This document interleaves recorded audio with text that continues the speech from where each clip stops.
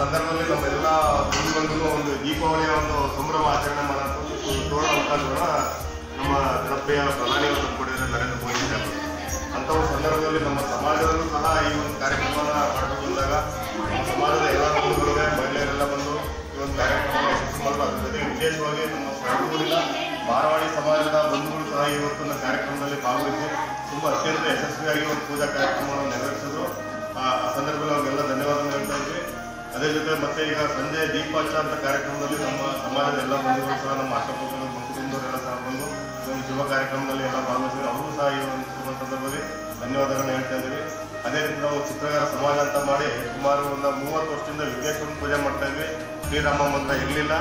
ಈ ಒಂದು ಸುಸಂದರ್ಭದಲ್ಲಿ ಶ್ರೀರಾಮ ಮಂದಿರನ ಉದ್ಘಾಟನೆ ಮಾಡಿ ಒಂದು 2 ದಿನದಲ್ಲಿ ಓಪನ್ ಆಯಿತು. ಆ ಒಂದು ಕಾರ್ಯಕ್ರಮಗಳ ಜೊತೆಯಲ್ಲಿ ಎಲ್ಲ ಸುಲಲಿತವಾಗಿ ಕಾರ್ಯಕ್ರಮ